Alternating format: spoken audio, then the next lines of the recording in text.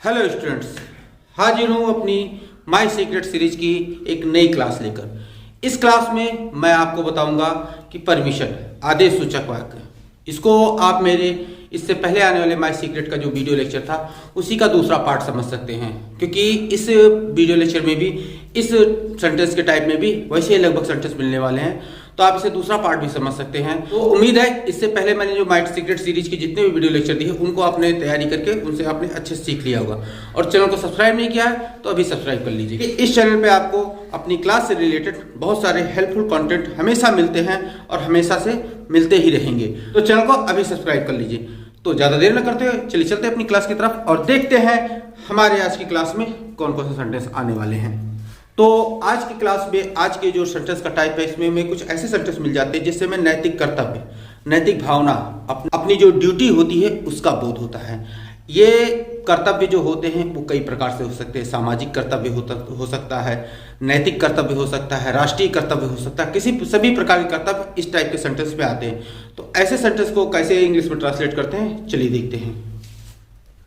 तो ऐसे सेंटेंस वे सेंटेंस जिससे ड्यूटी का बोध होता है, उन सेंटेंस का स्ट्रक्चर जो कुछ होता है इस प्रकार से होता है। जैसे कर्ता प्लस क्रिया, और क्रिया के साथ हमें ना, नी या ने लगा हुआ मिल जाता है। इसके बाद चाहिए आ जाता है, या फिर हमें मिल जाता है कर्ता प्लस विशेषण यानी एडजेक्टिव या नाउन, ये मिल जाएगा। इसके बाद क्रिया मिलेगी, क्रिया के साथ हमें ना, नी या ने लगा हुआ मिलेगा, और उसके बाद हमें चाहिए शब्द मिल जाएगा। जैसे हमें सच बोलना चाहिए, हमें सच बोलना चाहिए, ये सेंटेंस मिल गया कि हमें सच बोलना चाहिए। तो ऐसे सेंटेंस को जो हम इंग्लिश में ट्रांसलेट करते हैं तो कुछ इस प्रकार से करते हैं कि हमें लेते हैं सब्जेक्ट, सब्जेक्ट के साथ हम लोग लगा देते हैं शुड, और शुड के बाद इंफिनिटिव। और ये इंफिनिटिव कैसी होती है, ये हमारी बेयर इंफिनिटिव होती है। ये हमें बेयर इंफिनिटिव के रूप में मिलता है, मतलब विदाउट टू के रूप में मिलता है। या फिर जो हमें दूसरा सेंटेंस मिलता है वो मिल जाएगा सब्जेक्ट प्लस, यहां पे हमें मिल जाएगा शुड बी, और इसके बाद जो हमें मिलेगा वो मिलेगा नाउन, यानी जो यहां पे हमें विशेषण संज्ञा मिल रही होगी वही नाउन या एडजेक्टिव यहां लास्ट में मिल जाएगा। क्लियर? इसे यहां हो गया कि हमें सच बोलना चाहिए। इसको हम इंग्लिश में ट्रांसलेट करेंगे, हमें सच बोलना चाहिए, तो हो जाएगा we should speak, without to का यूज कर रहे हैं, स्पीक, और क्या उसके बाद आता है सच बोलना चाहिए, तो द ट्रुथ। क्लियर? थोड़ा सा ये एक एग्जांपल के साथ मैंने आपको समझाया, तो इसे आप नोट कर लीजिए, फिर इसके बाद मैं और एग्जांपल लेते हूं जिससे और अच्छे से आपको समझ में आ जाएगा। तो एग्जांपल या हमें ईमानदार होना चाहिए, तो हमें के लिए वी शुड बी, यहां पे देखिए एडजेक्टिव आया हुआ है, ये नाउन है हमारे पास, वी शुड बी ऑनेस्ट, ईमानदार होना चाहिए, वी शुड बी ऑनेस्ट। या फिर हम ले लेते हैं, हमने सेंटेंस अगला लिया कि हमें अच्छा नागरिक बनना चाहिए,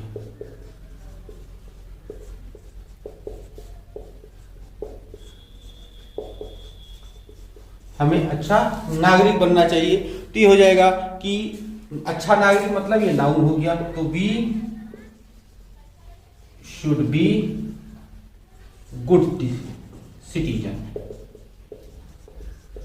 we should be good citizen, हमें अच्छा नागरिक बनना चाहिए।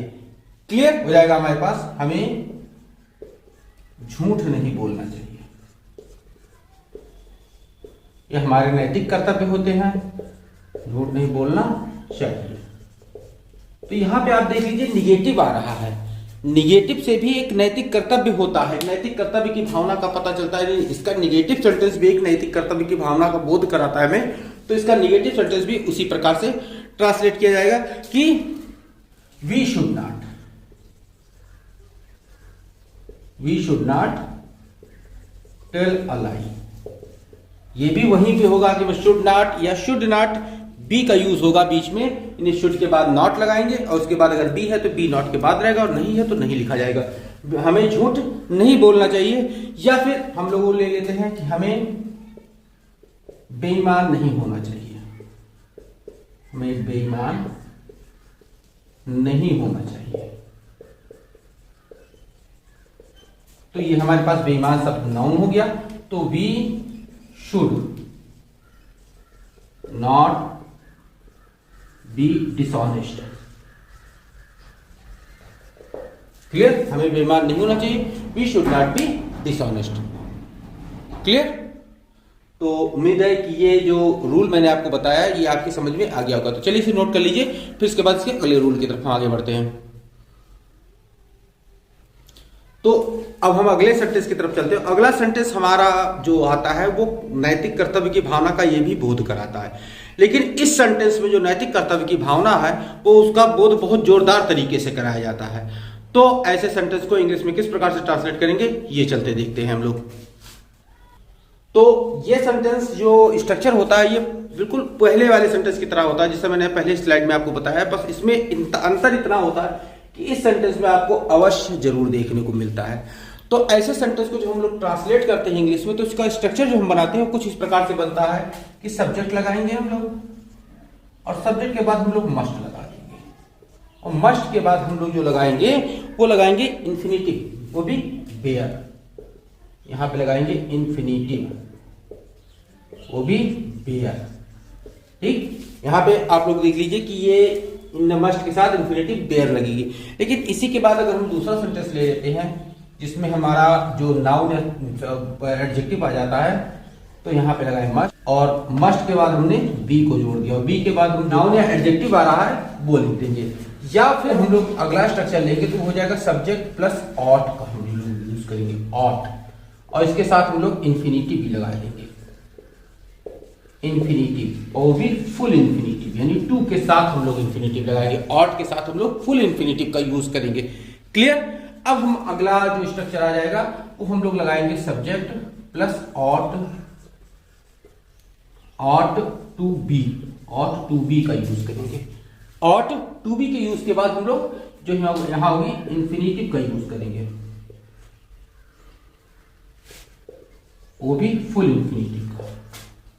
ये फुल इंफिनिटिव का यूज करके इसको हम सेंटेंस ट्रांसलेट कर लेंगे। लेकिन अगर हम लोग को यहां पे इस टाइप के सेंटेंस में संज्ञा या विशेषण मिल रहा है तो उसको जो हम लोग ट्रांसलेट करेंगे तो वो हम सीधा सीधा करेंगे कि subject plus ought to be और इसके बाद हम लोग नाउन या एडजेक्टिव जो आ रहा होगा उसका प्रयोग करके उनको इंग्लिश में ट्रांसलेट करेंगे। यानी कि कुल ये हमारे पास ये 5 प्रकार के स्ट्रक्चर आएंगे जिनको सेंटेंस को इंग्लिश में ट्रांसलेट करने के लिए यूज करना है। बस आपको ध्यान ये रखना है कि आपको इसके साथ यहाँ पे इन सब का यूज कर सकते हैं, इसके साथ, और ये जो नाउन वाला है ये इसके साथ इसकी जगह भी यूज कर सकते हैं। मतलब ये सेंटेंस के जो स्ट्रक्चर आपस में चेंज हो सकते हैं, कोई दिक्कत नहीं है। अगर आप मस्ट इंफिनिटिव यूज करना चाहें वो कर सकते हैं, लेकिन अगर आप ऑट के साथ यूज करना चाहें तो भी उसको करा जा सकता है, इसमें कोई प्रतिबंध नहीं होता है।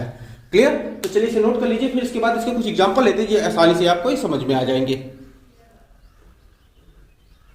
तो पहला एग्जांपल हमने लिया कि हमें सच अवश्य बोलना चाहिए, जिसका हो जाएगा we must speak the truth.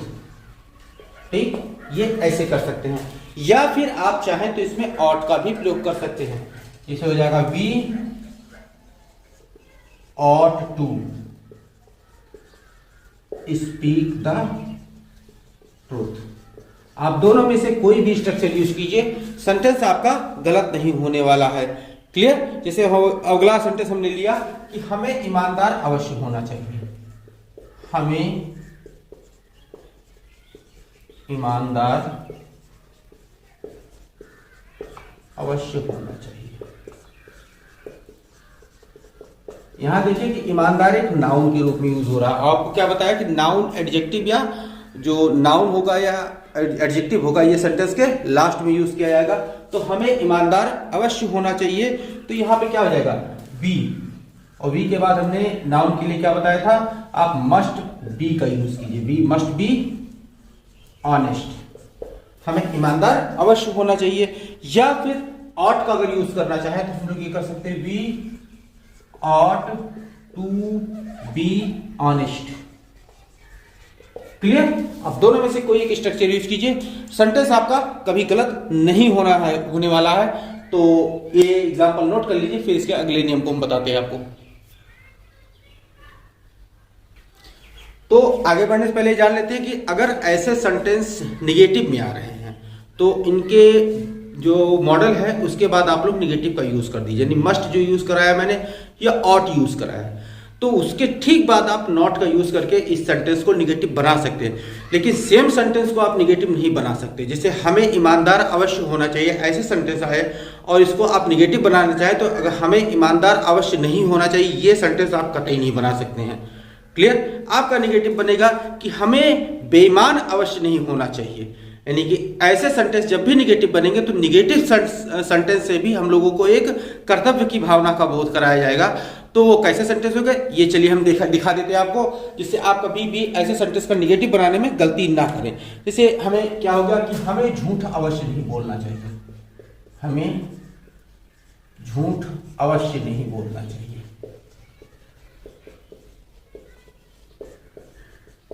वहां पे मैंने आपको क्या लिखाया था कि हमें अवश्य सच बोलना चाहिए। तो वहां पे हमने ये नहीं लिखा कि हमें सच अवश्य नहीं बोलना चाहिए। यहां पे मैंने सच को बदल के झूठ कर दिया। इससे एक नैतिक कर्तव्य की भावना का बोध कराना, हमें एक ड्यूटी का अपने बोध कराना है। तो हमें झूठ अवश्य नहीं बोलना चाहिए। तो क्या हो जाएगा? We must not tell lies. हमें झूठ अवश्य नहीं बोलना चाहिए। We must not tell lies. या फिर इसी को अगर हम ऑट का यूज करें तो we ought not to tell lies। Clear? तो उम्मीद है कि ये जो निगेटिव सेंटेंसेस के होंगे ये आपने समझ लिए होंगे कि ये निगेटिव सेंटेंस भी ऐसे सेंटेंस होंगे जिससे कर्तव्य की भावना का बोध हो रहा होगा। तो उनको नॉर्मल सेंटेंस को आप निगेटिव कतई नहीं बनाएंगे। क्लियर? चलिए इसे नोट कर लीजिए। अब अगले सेंटेंस की तरफ चलते हैं। अगला सेंटेंस कुछ हमें ऐसा सेंटेंस मिल जाता है जो भूतकाल में हमारी कर्तव्य की भावना का बोध कराता है, यानी जो पास्ट टेंस में कर्तव्य की भावना का बोध कराता है। ऐसे सेंटेंस को पढ़ के लगता है कि भूतकाल में ये कार्य मुझे हम लोगों को करना चाहिए था लेकिन हमने किया नहीं, उसके कारण जो कार्य हुआ वो अनुचित कार्य हो गया। ऐसे सेंटेंस जब आपके सामने आए तो उसको कैसे इंग्लिश में ट्रांसलेट करेंगे ये चलिए देखते हैं हम लोग। तो ऐसे सेंटेंस जो हमें भूतकाल में ये बता रहे हो कि भूतकाल में हमें ये कार्य करना चाहिए था लेकिन ऐसा कार्य किया नहीं गया, अर्थात वो अनुचित कार्य किया गया, तो उसका जो सेंटेंस स्ट्रक्चर होगा वो कुछ इस प्रकार से निकल के आएगा। कर्ता प्लस क्रिया प्लस ना प्लस चाहिए था। इसके बाद कर्ता या विशेषण या क्रिया के बाद ना या चाहिए था। ऐसे सेंटेंस को जब हम इंग्लिश में ट्रांसलेट करते हैं तो कुछ इस प्रकार से करते हैं। तो ऐसे सेंटेंस का सेंटेंस स्ट्रक्चर हमें मिलेगा सब्जेक्ट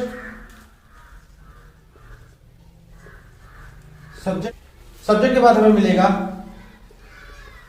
शुड हैव, इसके बाद हमें मिल जाएगा पास्ट पार्टिसिपल। ये एक स्ट्रक्चर हो गया। क्लियर? दूसरा स्ट्रक्चर जो हमें मिलेगा ये हमें मिलेगा कि सब्जेक्ट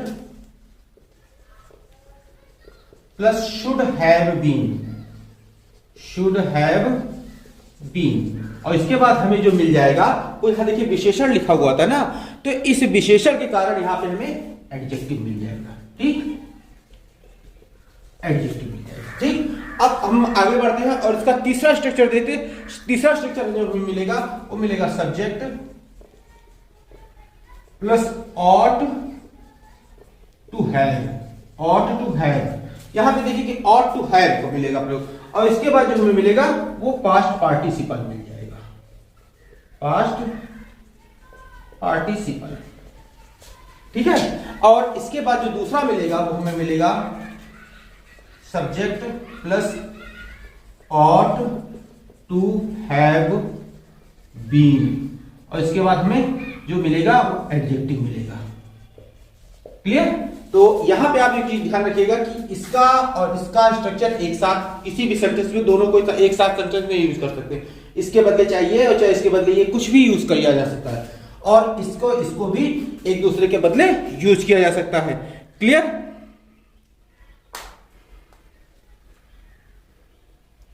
तो एग्जांपल हमने कि उसे सच बोलना चाहिए था, तो उसे सच बोलना चाहिए था तो क्या हो जाएगा ही, और क्या बताया है शुड हैव और फिर शुड हैव के बाद हमने क्या बताया, पास्ट पार्टिसिपल का। तो स्पोकन द ट्रूथ। अब यहीं पे अगर आप ought to का अगर आप यूज करना चाहें तो कैसे करेंगे, ये देखिए यहां पे हो जाएगा he ought to have spoken the truth। यहां चीज ध्यान रखिएगा कि यहां पे हैव का यूज करेंगे, लेकिन ought के साथ आप लोग ought to have का यूज करेंगे। should के साथ केवल should have का यूज करेंगे, ought के साथ ought to have का यूज करेंगे। क्लियर। अब चलते हैं हम एक have been का यूज देख लेते हैं, जैसे should have been और ought to have been का यूज मैंने आपको बताया था, उसे भी हम लोगों को देखना चाहिए कि जैसे हो जाएगा हमारे पास कि उसे सतर्क रहना चाहिए था, उसे सतर्क रहना चाहिए था।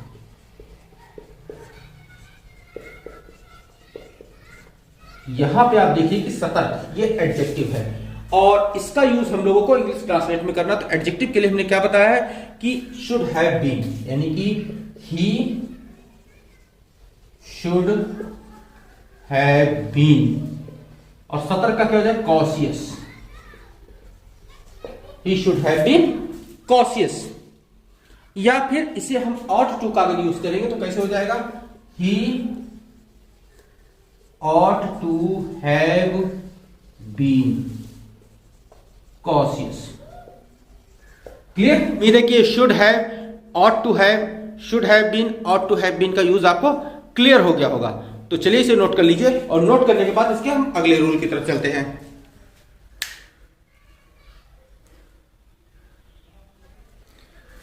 तो अगला सेंटेंस लेते हैं। अगला सेंटेंस हमको जो मिल रहा है वो थोड़ा इससे हटके मिल रहा है। इस सेंटेंस में अभी तक क्या था, कर्तव्य की भावना का बोध करा रहे थे हम आपको, लेकिन अब जो सेंटेंस आ रहा है इसमें कोई चीज की आवश्यकता आपको दिखाई जा रही है। जैसे मुझे पेन चाहिए था, तुम्हें वो गेंद चाहिए थी। ऐसे सेंटेंस आपको जो मिले तो उसका जो स्ट्रक्चर मिलेगा वो कुछ इस प्रकार से मिलेगा कि सब्जेक्ट आपको मिल जाएगा, मतलब हिंदी में कर्ता सब्जेक्ट मिल जाएगा, उसके बाद ऑब्जेक्ट मिल जाएगा और उसके बाद चाहिए मिल जाएगा।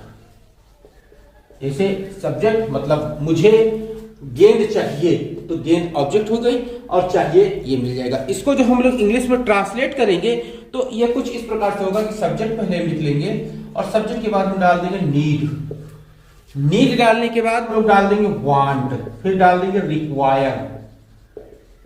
ये सब्जेक्ट नीड, वांट या रिक्वायर डाल देंगे और उसके बाद जो ये ऑब्जेक्ट होगा वो यहां पे लिख देंगे, नहीं ऑब्जेक्ट लिख देंगे और ये सेंटेंस हमारा इंग्लिश में आराम से ट्रांसलेट हो जाएगा। कैसे हो जाएगा ये आप देख लीजिए कि मुझे एक कलम चाहिए। इसे कहा गया कि मुझे एक कलम चाहिए, तो मुझे के लिए आई लगाया, आई के बाद चाहिए, नीड, वांट, रिक्वायर, कुछ भी डाल दो, आपको कोई दिक्कत, कोई परेशानी नहीं है। नीड डाल दो, वांट डाल दो, चाहे रिक्वायर डाल दो। तो हम डाल देते हैं रिक्वायर।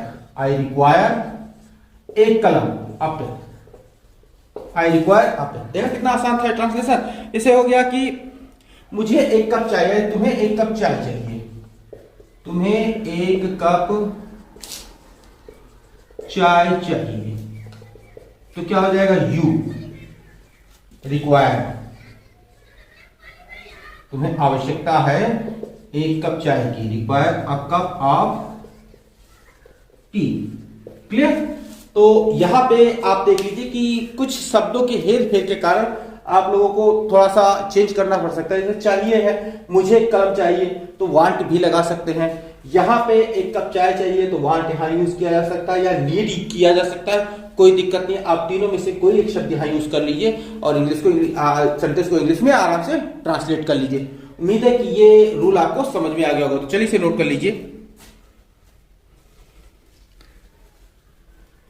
तो स्टूडेंट्स, इसी के साथ आज का वीडियो लेक्चर समाप्त किया जाता है। उम्मीद है इस वीडियो लेक्चर में मैंने जितने भी सेंटेंस आपको ट्रांसलेशन के लिए बताया और जितने भी रूल आपको लिखाए हैं, ये सारे रूल आपने लिख लिए होंगे और ट्रांसलेशन समझ लिए होंगे।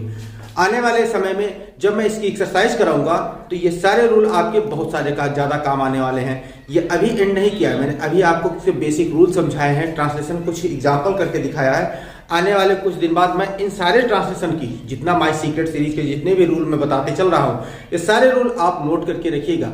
आने वाले समय में कुछ दिन बाद मैं इन सबकी एक्सरसाइज आपके लिए शुरू करने वाला हूँ, जिससे आप एक्सरसाइज करके एकदम परफेक्ट हो जाए कि जो रूल आप सर ने लिखा है वो सारे रूल आपको अच्छे से समझ में आ जाए। तो यदि वीडियो अच्छा लगा हो तो लाइक कर दीजिए, और चैनल को सब्सक्राइब नहीं किया तो अभी सब्सक्राइब कर लीजिए, क्योंकि इस चैनल पे आपको ऐसे ही हेल्पफुल कंटेंट हमेशा मिलते हैं और हमेशा मिलते रहेंगे। तो आप लोग इस चैनल को बिना सब्सक्राइब किए हुए जाइएगा नहीं। तो मिलते हैं अपने नेक्स्ट वीडियो लेक्चर में। Till then stay tuned with our channel, keep watching, keep learning, take care, thank you and bye.